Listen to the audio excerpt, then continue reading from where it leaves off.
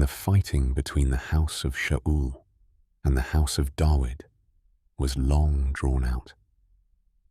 But David was going on and was strong, and the house of Shaul was going on and was weak.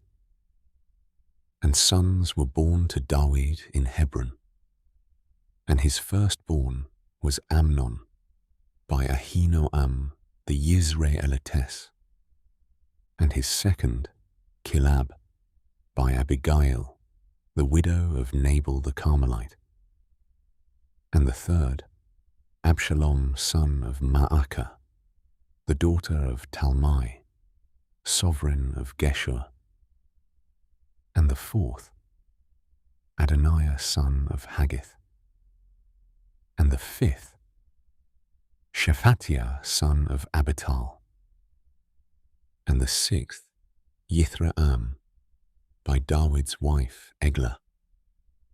These were born to David in Hebron.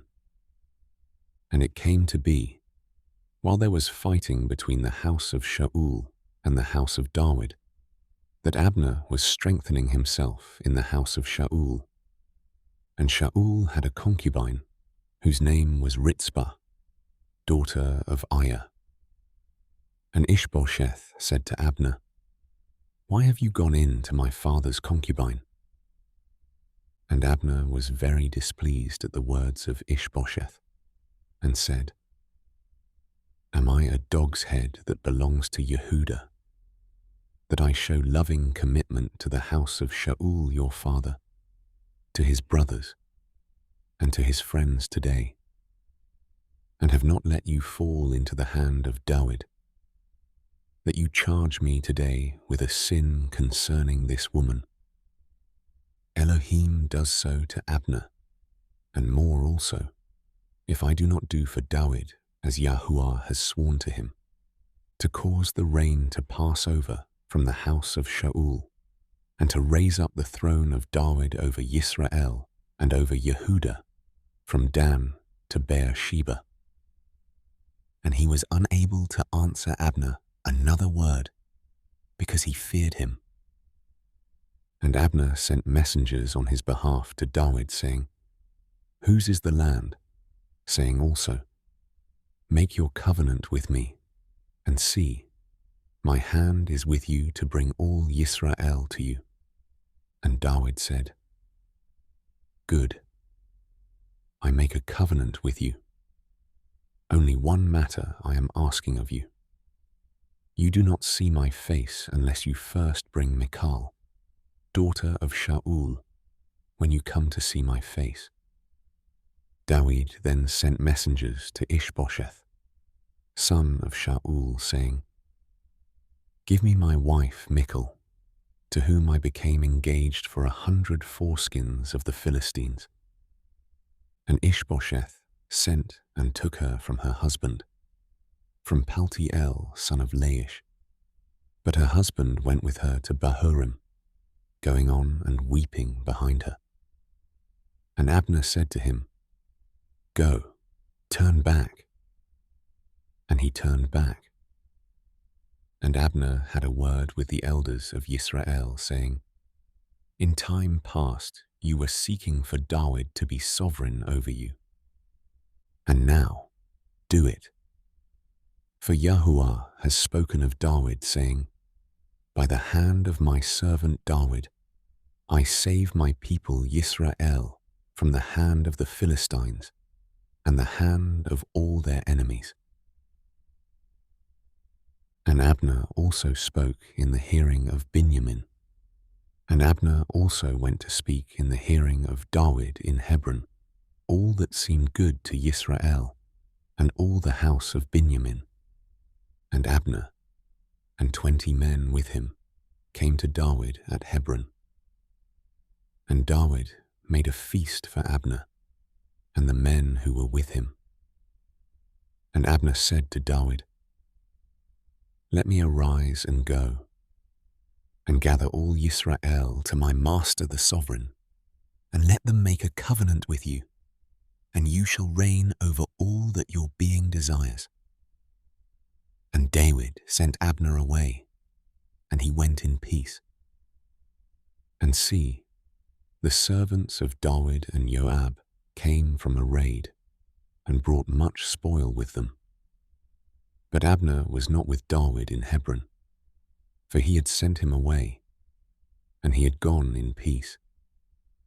And Joab and all the army that was with him came, and they reported to Joab, saying, Abner son of Ner came to the sovereign, and he sent him away, and he has gone in peace.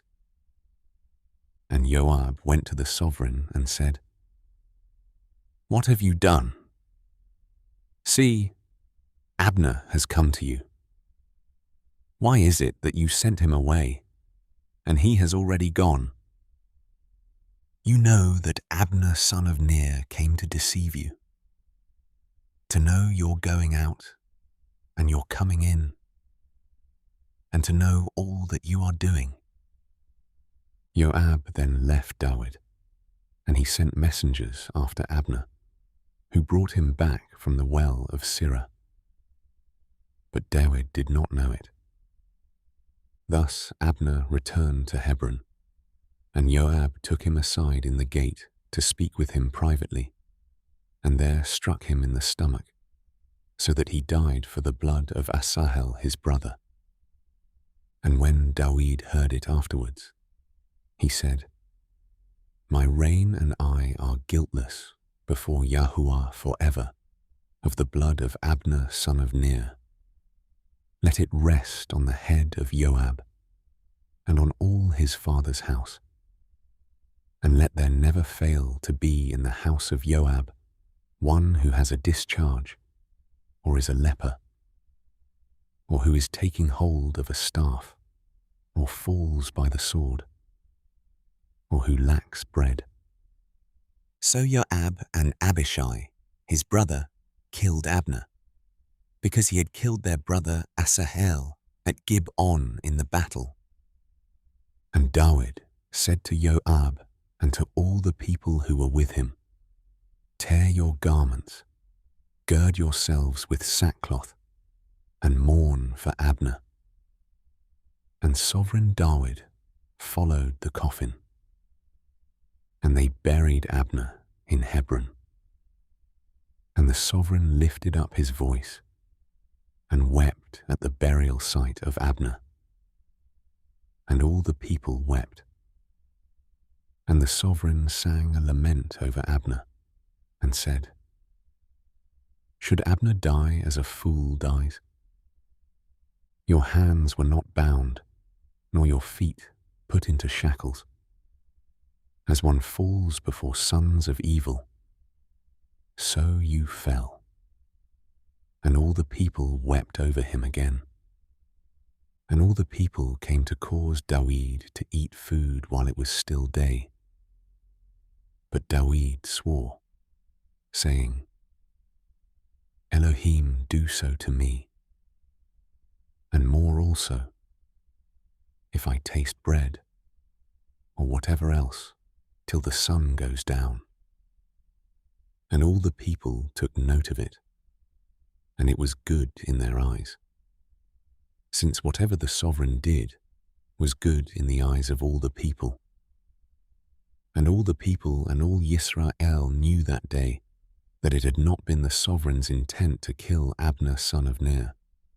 The sovereign also said to his servants, Do you not know that a prince and a great one has fallen in Yisrael today? And I am weak today, though anointed sovereign.